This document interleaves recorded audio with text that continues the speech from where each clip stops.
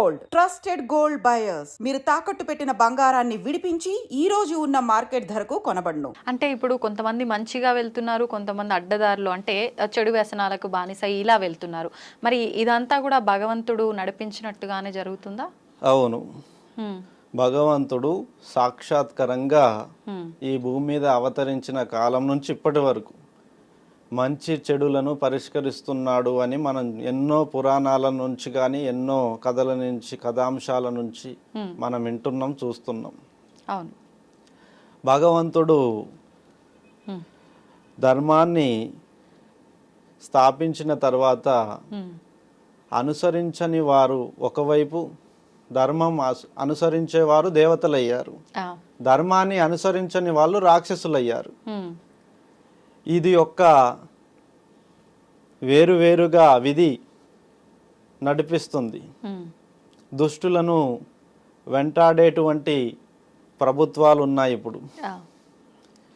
ఇప్పుడు చూస్తున్నాం సమాజంలో ఎన్నో ఆకృత్యాలు జరుగుతున్నాయి, అత్యాచారాలు జరుగుతున్నాయి, ఎన్నో హత్యలు, ఆస్తుల కోసం హత్యలు చేయడము లేదా కోరికల కోసం హత్యలు చేయడము, ఇటువంటి రాక్షస గణాన్ని మనం మన జనులలోనే చూస్తున్నాం.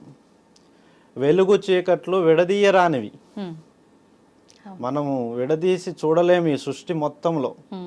అలాగే ఈ ధర్మ పక్షాన నిలబడి చూస్తేనే మనకి దైవ గుణం ఉన్న వాళ్ళు కనిపిస్తారు. ధర్మాన్ని ఆచరించకుండా దేవుడు లేడు, ఏమి లేడని చెప్పేసి, ధర్మము లేదని చెప్పేసి, నేను మాత్రమే ఉన్నా, నా ఆకలే గొప్పది అని చెప్పేసి తప్పుల మీద తప్పులు చేస్తూ కోరికల కోసం పిచ్చోళ్ళు అయిపోయి రాక్షసులుగా మారి దుష్టులు తిరుగుతున్న వాళ్ళు చాలా మంది ఉన్నారు. వాళ్ళని కంట్రోల్ చేయడానికి ఇప్పటికీ ప్రభుత్వాలు, నాయకులు ఎంతో మంది ఎన్నో కట్టుబాట్లతో ధర్మశాసనాలు, న్యాయపీఠాలు, అప్పుడే కదా న్యాయస్థానాలు ఇవన్నీ అవతరించాయి. పాపాత్ములను, దుర్మార్గులను, దుష్టులను కట్టడి చేయడం కోసమే ఈ యొక్క ధర్మాత్ములు, గురువులు, దేవతల యుగం నుంచి ఇలా కట్టడి చేసుకుంటూ వస్తున్నాం. అలా కట్టడి చేయడం వల్లనే ఈరోజు ప్రజలు సుభిక్షంగా బతకగలుగుతున్నారు, ప్రశాంత జీవనాన్ని పొందగలుగుతున్నారు. అంటే ఖచ్చితంగా ఇది భగవంతుడు ఆడిస్తున్న ఒక ఆటే, మంచైనా చెడైనా ఏదైనా. రెండు చేతులు ఇచ్చాడు తల్లి, ఒక చేత్తో పని చేయమంటాడు, ఇంకో చేత్తో ఆపమంటాడు. ఎందుకంటే లిమిట్స్ ఉంటాయి. లిమిట్స్ ఇప్పుడు ఎవరికి ఏ రుణగతిన ఎంత వెళ్ళాలో అంతవరకే వెళ్ళాలి తలరాత. ఏ జీవుడికైనా అది వర్తిస్తుంది. అంటే తలరాత అనేది నమ్మొచ్చు అంటారా? ఉందా తలరాత? తలరాత ఉంది. తలరాతని మళ్ళీ తిరగరాయొచ్చు అంటుంటారు కదా, అందుకే శివయ్యకి మూడో కన్ను ఎందుకుంది? ఆయన మనకి వరాలను ఇస్తూ మారుస్తున్న కథలు ఎన్నో ఉన్నాయి. మనకేదైనా లభించకపోతే ఆ పరమశివుణ్ణి వేడుకొనగా అతను మన తలరాతలో ఆ యోగమును రాస్తాడు. మనం చేసే పూజల వల్లనో ఆ వేడుకోవడం వల్లనో యోగము నీకు లేదు కదా తీసుకో అంటాడు, మళ్ళీ రాస్తాడు. అందుకే కదా కాలం ఉంది. కాలము అనేది పరీక్షించడానికి, పర్యవేక్షించడానికి, నిర్వహించడానికి. నిర్వహణలో ఏదన్నా ఒక కాలంలో జరిగిన తప్పులని మరొక కాలంలో మనం సవరించుకోవచ్చు. ఒక జన్మలో చేసిన తప్పులని మరొక జన్మలో తొలగించుకుంటున్నారు. ఒక 100 తప్పులు చేసిన వాడు ఒక పుణ్యకార్యంతో మళ్ళీ పేరు మార్చుకుంటున్నాడు. అలా భగవంతుడు చెడు వాళ్ళని మంచిగా మార్చడానికి అవకాశాలు ఇస్తున్నాడు. తలరాత రాసుకోవచ్చు కూడా. భగవంతుడు ఏదైనా మిస్ చేసినను వదిలేసినను మళ్ళీ మనం దాన్ని గుర్తించిపోయి నాకు ఇది రాయలేదు మీరు రాయండి అని మళ్ళీ మనం రాసుకొని తెచ్చుకోవచ్చు. తలరాతను తిరిగి రాసుకోవచ్చు. అంటే ఇది ధర్మంగా నడుచుకున్న వాళ్ళకే, ధర్మాన్ని అనుసరించే వాళ్ళకే ఈ తలరాత తిరిగి రాసుకోవచ్చు. ధర్మాన్ని తప్పి నేను నా కోరికలే మూలము, నా ఇష్టమే ప్రధానము, లోకం కనబడక, తల్లిదండ్రులు కనబడక, భార్య పిల్లలు కనబడక తిరుగుతున్న విర్రవీగుతున్న దుష్టులకి ఆ తలరాత రాయడు. వాళ్ళని అంతం కోరుతుంది విధి. విధి అంతమే కోరుకుంటది. ప్రజలు అందరు కూడా వారు తొందరగా పోతేనే బాగుంటది, మనం ప్రశాంతంగా బతుకుతున్న దాంట్లో వాడొచ్చి మొత్తం అగ్ని బీజం వేస్తున్నాడని ప్రజలంతా వారి చావునే కోరుకుంటారు, దుష్టుల చావులనే కోరుకుంటారు. ఓకే. అయితే ఇప్పుడు నేను నాది నా అనే స్వార్థంతో బ్రతుకుతున్నారు మనుషులు.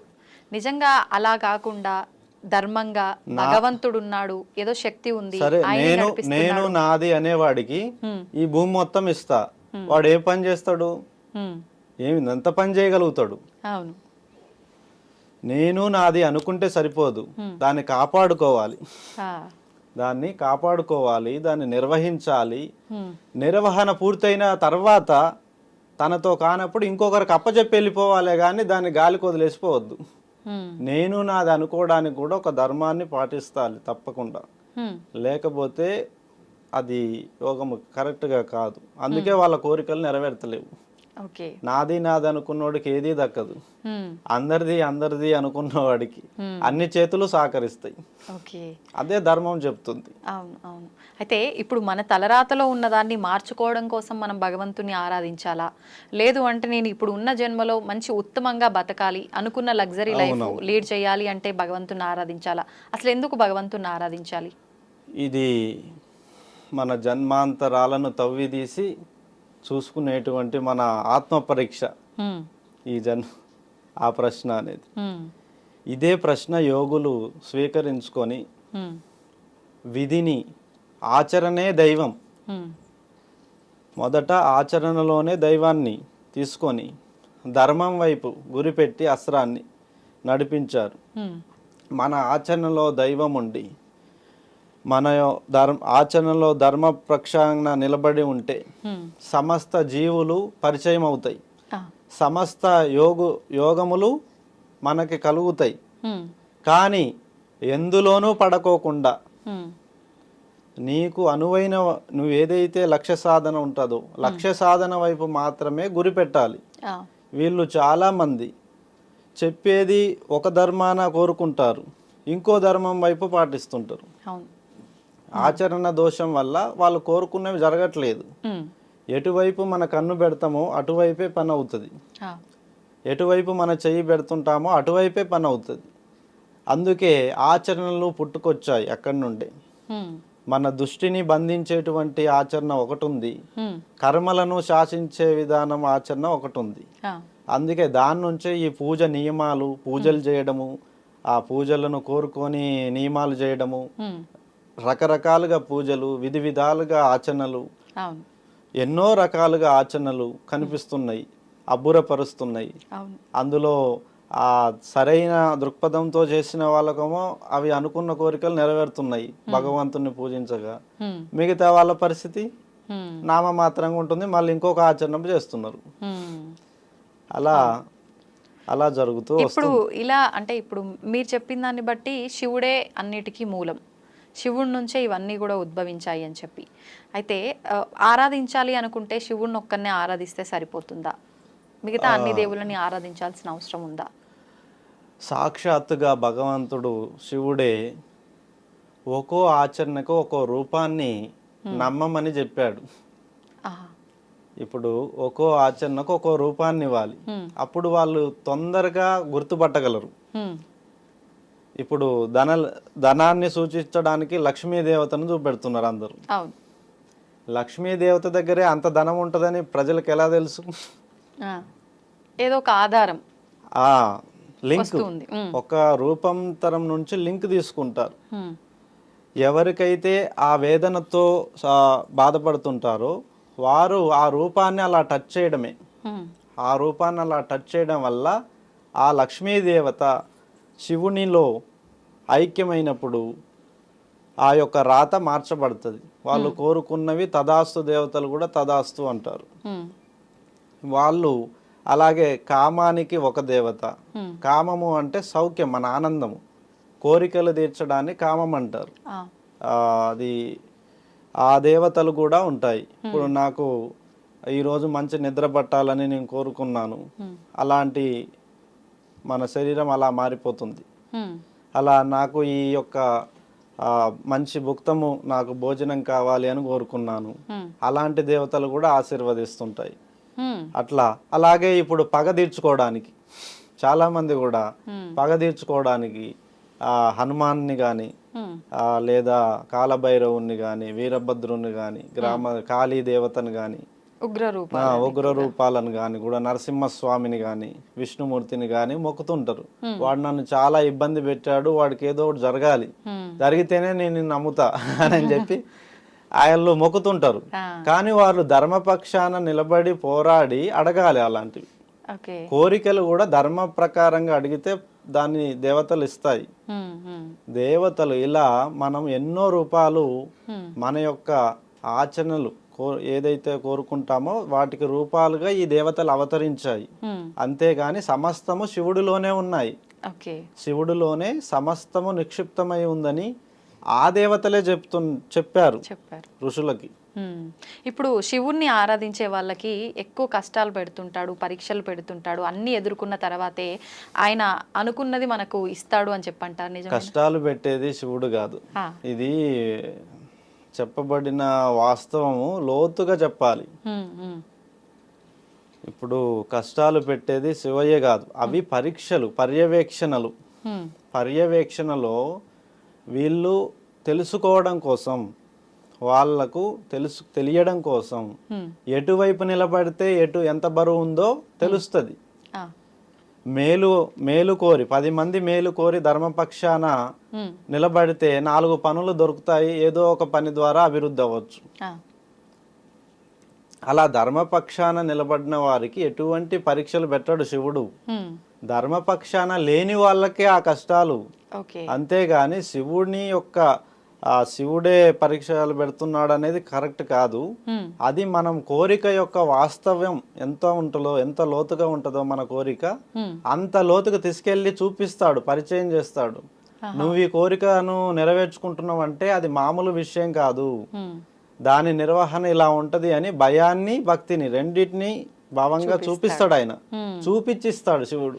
ఇప్పుడు మీరు అన్నట్టుగా ధర్మపక్షంగా లేని వాళ్ళకి ఇలాంటి పరీక్షలు పెడతాడు అని అన్నారు కదా, కానీ సామాన్యంగా భక్తులంతా నమ్మేది ఏంటి అంటే, ఇప్పుడు ఎక్కువ డబ్బు ఉండి అన్యాయంగా డబ్బు సంపాదించిన వాళ్ళే బాగుంటారు, ఏ ఇబ్బందులు ఉండవు, అన్ని రకాలుగా భగవంతుని పైనే ధ్యాస పెట్టుకొని నిత్యం పూజలు చేస్తూ ఆలయాలకు వెళ్తూ ఉన్న మేము మాత్రమే ఇలా ఉన్నాము అని మాత్రమే ఎక్కువగా భావిస్తుంటారు కదా. మరి నిత్యము ఆలయాలకు వెళ్తున్నారు, నిత్యం పూజలు చేస్తున్నారు అని అలా అని ఎన్ని చేసినా కూడా దేవుడు మాకు అనుకూలత చేయట్లేదు అనుకుంటున్నారు. కానీ వాళ్ళ చేతి నుంచే రాయబడుతుంది.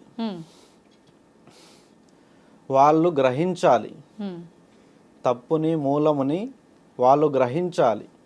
ఆ గ్రహించే దశకాలు ఒక ఆలయంలోనే నిక్షిప్తమై ఉండవు.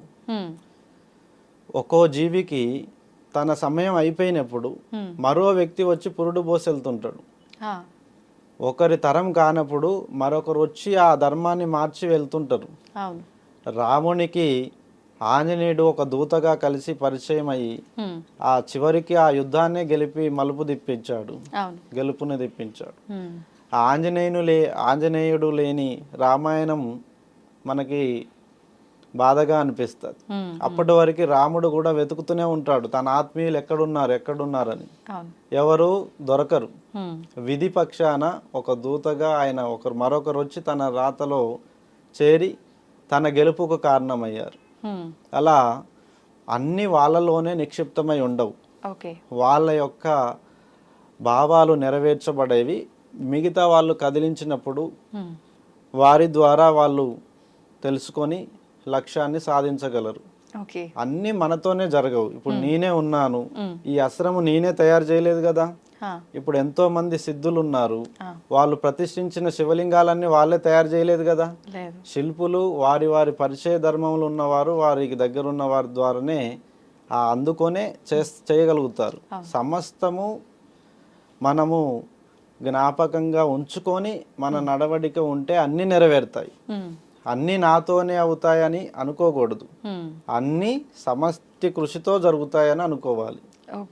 సమిష్టి కృషిలో ఒక్కొక్కరు ముందుకొచ్చి ఒక్కో విధమైన కోరికను తీర్చగలిగే శక్తి ఉంటుంది. సహచరులతోనే అన్ని జరిగాయి. ఇప్పుడు తలరాత అన్నాము ఇందాక, ఆయనే తలరాత రాస్తాడన్నాం. మనం ధర్మంగా ఉంటే దాన్ని మనం తిరగ రాసుకునే అవకాశం కూడా మన చేతుల్లో ఉందనుకున్నాం. ఉంది. అసలు ఈ తలరాత అనేది ఈ వ్యక్తికి ఇలానే అని చెప్పి ఎలా రాయబడుతుంది, ఎలా డిసైడ్ చేస్తారు అట్లా? కాలరాత హ్మ్. ప్రతి పదార్థానికి ఒక కాలం ఉంటుంది, హ్మ్. ఆరంభము అంతము. వాటి ఆచరణలకు సహచరులు తోడైతే మరింత బలం చేరుతుంది. ధర్మం పక్షాన నిలబడితే నలుగురు సహచరులు కదిలొస్తారు. హ్మ్. మనం ఆచరణ అనేది సాక్షాత్ ఆ దైవం నుంచి తీసుకుంటాం. హ్మ్. దైవం మనకే వచ్చి పట్టలేడు కదా, లేదు. మన పక్కన ఉన్న ఎవరో ఒకరికి ఆవహించగలడు. హ్మ్. ఆవహించి వారి సమయాన్ని మనకిచ్చి గెలిపిస్తారు. అలా సాధ్యమేనా ఆవహించడం? ఇదంతా? సాధ్యం అవుతుంది. ఆ. ఇప్పుడు మనం అంతా కలిసి కేసీఆర్ని తెలంగాణ ఉద్యమంలో ఓట్లేసి గెలిపించారు కదా, ఆయన పోరాడినందుకు. హ్మ్. తర్వాత ప్రజా అధికారం ఎటు మళ్ళింది, హ్మ్. మళ్ళీ మరొకరిని చూశారు, మళ్ళీ మరొకరిని చూస్తున్నారు. హ్మ్. అంటే వాళ్ళ యొక్క రుణమును వెతుక్కొని హ్మ్. ఎవరెవరు వస్తున్నారో, హ్మ్. ఎవరెవరు మనకి ఆశయాలను నెరవేర్చగలరో నమ్మి వాళ్ళకే ఇస్తున్నారు. హ్మ్.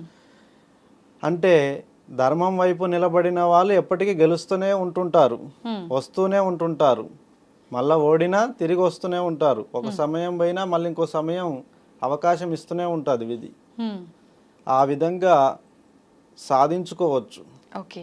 పునర్జన్మ ఉంటుందంటారా మనిషికి? మళ్ళీ మనిషి రూపంలోనే జన్మ తీసుకునే అవకాశం ఉంటుందంటారా? పునర్జన్మలు ఉంటాయమ్మా. హ్మ్.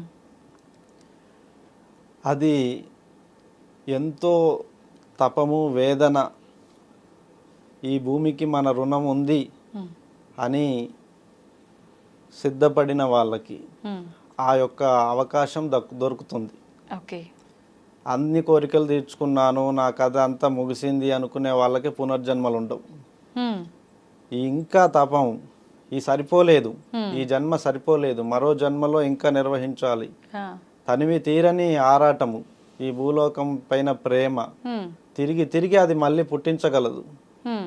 ఒకవేళ పుట్టిన అంటే ఇప్పుడైతే ఏదైతే బంధాలు బంధుత్వాల మధ్య ఉన్నారో, ఏదైతే ఆశతో బతకాలని అనుకున్నారో అవే ఆశలతో అవే బంధుత్వాల మధ్య పుట్టే అవకాశం ఉంటుందంటారా?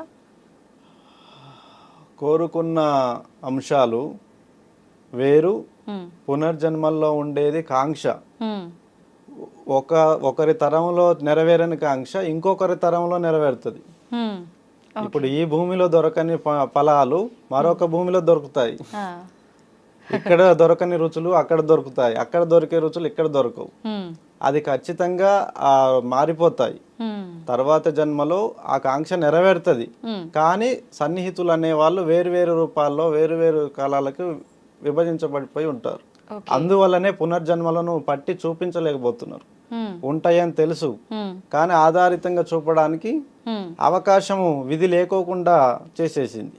ఓకే. అందువల్ల విధిని దాటి చూపించాలది. అయితే ఇప్పుడు మీరు అన్నదాన్ని బట్టి ఖచ్చితంగా ఈ జన్మలో ఏ ఆశతో, ఏ కోరికలతో చనిపోయిర్రో, ఏ బంధాలతో ఉన్నారో అది మళ్ళా వచ్చే అవకాశం లేదన్నారు. కానీ చాలా వరకు ఇప్పుడు ఎవరైనా ఇంట్లో పెద్దవాళ్ళు చనిపోతే మళ్ళీ వాళ్ళ కొడుకుకి కొడుకుగానో, కూతురుగానో, వాళ్ళ మనవడు మనవరాళ్ళుగా అలా మళ్ళీ పుడతారు అని చెప్పి, వాళ్ళే పుట్టారు అని చెప్పి నమ్ముతుంటారు కదా, అదంతా ఒక అపోహలా అది తీసుకోవచ్చా మరి? ఆశీర్వాదము. హ్మ్. వాళ్ళ యొక్క తాతలు ముత్తాతలు హ్మ్. మళ్ళీ వాళ్ళ మనవాళ్ళ కడుపులలో పుట్టాలని వాళ్ళ ఆశీర్వాదం కోరుకుంటారు. ఓకే. వాళ్ళకి చెప్తారు కూడా, హ్మ్. మనవడా నేను చచ్చి మళ్ళీ నీ కడుపులోనే పుట్టాలని ఉందిరా అని చెప్పి హ్మ్. ఆ చిన్న పిల్లాన్ని దగ్గర తీసుకొని అలా అద్దుకొని చెప్తుంటారు. హ్మ్. హ్మ్. వాళ్ళకి వాళ్ళ తాతే పుట్టాడు అనుకుంటారు తర్వాత. ఆ. అది ఆశీర్వచనం. అంటే వాళ్ళ యోగము హ్మ్. తనివి తీరని ఆ ప్రేమ, ఆ కాంక్షలు, ఆ బలాన్ని బలంగా బంధం అనేది కనిపిస్తుంటుంది విధి ద్వారా. హ్మ్. ఇప్పుడు చనిపోయిన వాళ్ళని ఎక్కువగా అంటే కాకి రూపంలోనే కాకికి భోజనం పెట్టడం గానీ, ఎక్కువగా మనం పోల్చామంటే మన ఇంటి పైకి ఒక కాకి వచ్చిందంటే ఎవరైనా చనిపోయిన వాళ్ళు ఆ రూపంలో వచ్చారు ఇంటికి అని చెప్పి ఇలా మాట్లాడుతూ ఉంటారు. ఎందుకు ప్రత్యేకించి కాకినే ఇలా పితృదేవతలకు సంబంధించి మాట్లాడుతూ ఉంటారు? కాకి నలుపు వర్ణంలో ఉంటుంది. దాని చూపు నలుదిక్కులను చూసుకొనే ఏదైనా ముట్టుకుంటుంది అది. హ్మ్. అది ఒక దిక్కును చూసి తినేపోయే సహజ జీవి కాదు. ఆ. 4 దిక్కులను పర్యవేక్షించి పోయి ముట్టుకునేటువంటి గుణం ఉంది. హ్మ్. విధికి అది దూతగా, హ్మ్. దాని కాల ప్రశాస్తంగా చూసి దానితో మనం పంచుకుంటున్నాం ఆ అనుభూతిని. హ్మ్. మన పితృ రుణాన్ని పంచుకోవడానికి విశేషమైనటువంటి రూపం కావాలి. హ్మ్. ఆ లక్షణాలన్నీ కాకిలో ఉన్నాయి. హ్మ్. అందువల్ల అది మన కోరికకు తగిన విధంగా దాని రూపం ఉంది, హ్మ్. దాని లక్షణం ఉంది. కాబట్టి ఆ అర్హత దానికి ఇచ్చి మన పితృ రుణాన్ని దానికి ఇచ్చి మనం ఆనందపడుతున్నాం. హ్మ్. ఓకే. ఇప్పుడు పుట్టుక, చావు అన్నీ భగవంతుడి సృష్టే. ఈ మధ్యలో జరిగే ఈ ఆటంతా కూడా భగవంతుని సృష్టే. కానీ పుట్టినప్పుడు మనకు మైల అంటుంటారు. కొన్ని రోజుల పాటు, 11 రోజుల పాటు అని చెప్పి అంటారు. తర్వాత చనిపోయినప్పుడు కూడా ఆ కుటుంబం వారికైతే సంవత్సరం వరకు అని, వాళ్ళకి సంబంధించిన వాళ్ళకైతే ఆ కార్యక్రమాలు అయ్యే వరకు అని చెప్పి ఇలా చెప్తారు. ఈ భగవంతుడు సృష్టించిన సృష్టి అయినప్పుడు ఎందుకు ఇవన్నీ కూడా ఆచరించటం మళ్ళీ? మహిళ ఒక ఆచరణ ధర్మవిధిగా కనబడట్లేదు ఇప్పుడున్న పరిస్థితుల్లో. హ్మ్. ఎందుకంటే అలనాటి కాలంలో యోగులు, మునులు, ఋషులు వారి ధర్మపత్నీలు కానీ వాళ్ళ కుటుంబం కానీ హ్మ్. అందరూ ఒకే ఇంట్లో ఉంటారు. విడతీయరాని ఆ బంధంలో ఉంటారు. హ్మ్. ఒక ఆశ్రమము. ఇప్పుడు జమదగ్ని మహర్షి, రేణుకా ఎల్లమ్మ తల్లి చూడండి, వాళ్ళు దేవతలే కదా. అవును. వారింట్లో ఏ ఆచరణ అయినా సరే హ్మ్. వారు నిర్వహించుకుంటూ వచ్చారు. మహిళ ఉంది అని కదా హ్మ్. దూరం పెట్టడం అనేది లేదు. హ్మ్. మహిళ ఉన్నదాన్ని సాంప్రదాయంగా వ్యవహరించే ఆచరణలు ఉంటాయి. హ్మ్. వాటికి ఆచరణలకు దూరం పెట్టాలి కానీ వాళ్ళని దూరం పెట్టకూడదు. ఓకే. అలా దూరం పెడితేది దైవం కాదు. హ్మ్. ఎటువంటి సందర్భంలోనైనా ఎటువంటి కాలంలో అయినా భగవంతుణ్ణి చేరుకోవడమే ధర్మం. హ్మ్. ఎందుకంటే ఇప్పుడు మనకు ఆజ్ఞ రావాలి, అవును. ఇది చేయడమే మంచి అని తెలియాలి. హ్మ్. అప్పుడు ఎలా వస్తుంది ఆజ్ఞ? హ్మ్. దూరం పెడితే వాళ్ళు ఎలా వస్తుంది? ఆ. నమ్మకాలు దూరం చేయడానికి హ్మ్. అది కొద్దిమంది సృష్టించినటువంటి వ్యవహారము. హ్మ్. వాస్తవానికి మహిళ అనేది మనము పెద్దగా కొన్ని ఆచరణలకు దూరం పెట్టాం కానీ వ్యక్తులను దూరం పెట్టరా అనేది మహిళ అనేది లేదు అది. ఓకే. ఓకే. అయితే ఇప్పుడు ఈ తంతు ఏదైతే ఇవన్నీ పాటిస్తున్నామో, చనిపోయినప్పుడు కూడా మనిషి చనిపోయిన దగ్గర నుంచి మనిషి చనిపోయినప్పుడు అతని జ్ఞాపకాలను ఒకేసారిగా మనం విడిచిపెట్టలేము. అవును. కాబట్టి దానికి కొన్ని దినములు అనుచరణ చేయడం, హ్మ్. కొన్ని దినములను వారికి జ్ఞాపకంగా చేసుకునే ఆచరణను అది దినకార్యములు అంటారు. హ్మ్. దినకార్యములు పూర్తయిన పిమ్మట వాళ్ళు సకలము నిర్వహించుకోవచ్చు. హ్మ్. అంతేగాని సంవత్సరంతపు మహిళ అనేది లేదు దానికి. ఈ కార్యక్రమాలు అయిపోయిన తర్వాత యథావిధిగా చేసుకోవచ్చు. పుట్టుక కూడా అలాగే. హ్మ్. పుట్టుకలో కూడా తల్లి స్నానం చేయాలి, హ్మ్. బిడ్డ స్నానం చేయాలి. అప్పుడు వారి నుంచి వచ్చేటువంటి ఆ పుట్టుక నుంచి వచ్చిన ద్రవ్యముల వాసనలు చుట్టుపక్కల అందరినీ ఆకట్టి వేయబడుతుంటాయి. హ్మ్. అందుకే బిడ్డల దగ్గర, తల్లి దగ్గరకు కానీ శిశువు దగ్గరకు కానీ ఇతరులను కూడా చెప్పులు వేసుకొని రానివ్వరు, కాళ్ళు చేతులు కడుక్కొని పట్టుకొనివ్వరు. పిల్లలను కూడా ఇన్ఫెక్షన్స్ వస్తాయి. అవును. ఆచరణ మహిళ అనేది వారి యొక్క శ్రేయస్సు, భద్రత కోసం పెట్టిందే గాని హ్మ్. భగవంతుడికి దూరం చేసే విధానం అక్కడ లేదు. హ్మ్. పుట్టుక నుంచైనా చావు నుంచైనా భగవంతుణ్ణి దూరం చేసే విధానం ఎందులోనూ లేదు. హ్మ్. భగవంతుడి ఆశీర్వాదమును మనం తీసుకోవచ్చు. హ్మ్. కానీ కొన్ని ఆచరణలు వాళ్ళ యొక్క శ్రేయస్సు, వాళ్ళ యొక్క ధర్మ రక్షణ కోసమే, బిడ్డ తల్లి రక్షణ కోసమే ఆ 11, 21 రోజు హ్మ్. వాళ్ళు చేసే స్నానాలు కొంచెం తంతు ముగిసే వరకు వాళ్ళని అప్పటి వరకు బయట తిరగనివ్వరు. హ్మ్. బయట తిరగనివ్వకోకుండా పెట్టారు కానీ గుడికి రావద్దని చెప్పి కట్టలేదు ఎక్కడ. హ్మ్. ఓకే. ఓకే. ఓకేనా? అది ఆ మహిళ అంతా పోయే 21 రోజుల్లో వాళ్ళు చేసే స్నానాల ద్వారా హ్మ్. అన్ని ఔషధాలు తెచ్చి స్నానం చేయిస్తారు. ఆ. ఏది తులసి ఆకులు కానీ ఇంకా ఇక్కడ చెప్తారు అది కొన్ని ఆకులను ఔషధాలను తెచ్చేసి వాటి ద్వారా స్నానాలు వేడి నీళ్ళలో వేసి ఉడికించి ఆ వాటర్తోనే స్నానాలు చేయిస్తారు. అలా పుట్టుక మైల అనేది వాళ్ళ రక్షణ కోసం కానీ దేవుని దూరం చేసేది కాదు. ఓకే. 2 చావు మైల అనేది చావుని సంవత్సరికం పాటిస్తున్నారు. అవును. అది కాదు, అది దైవానికి దూరం చేయడం అనేది లేదు. అతని జ్ఞాపకాలను అతనికి అందించేంత వరకు పరిపరి విధాలుగా ఆచరణలు చేస్తూ ఇప్పుడు పిండ ప్రదానం చేయాలి, అవును. అలాగే భోజనము భుక్తి పెట్టాలి, అలాగే అందరూ ఏడుస్తుంటారు దుఃఖపీడితులై, వాళ్ళలో ఆ దుఃఖము తగ్గాలి. ఆ దుఃఖము తగ్గేంత వరకు వాళ్ళని కొన్ని రోజుల పాటు వాళ్ళు అదే కార్యక్రమంలో దినకార్యములలో ఉండడం వల్ల వాళ్ళు దేవుణ్ణి స్మరిస్తుంటారు కానీ రాలేరు. అలా కొన్ని జ్ఞాపకాలు విడిచేంత వరకు ఆ కార్యక్రమాలన్నీ ముగిసే వరకు వారిని మిగతా కార్యక్రమాలకు రానివ్వరు. అంటే శుభకార్యాలకు రానివ్వరు. అలాగే వేరే వేరే వృత్తుల పనులకు జాబులకు కూడా పోరు కొద్ది మంది. ఆ జ్ఞాపకాలు పట్టి పీడిస్తూ వేడుస్తుంటారు, శోకిస్తుంటారు. తల్లి చనిపోయినా, తండ్రి చనిపోయినా, బిడ్డలు ఎవరైనా కానీ ఆ జ్ఞాపకాలు విడిచేంత వరకు వాళ్ళు ఉండేది కూడా దేవుళ్ళతోనే. దైవ ఆగమన శాస్త్రాల ప్రకారంగానే ఆ యొక్క తంతు నడుస్తుంటది. అక్కడెక్కడ దూరం చేసిన ఆనవాళ్ళు ఏం లేవు.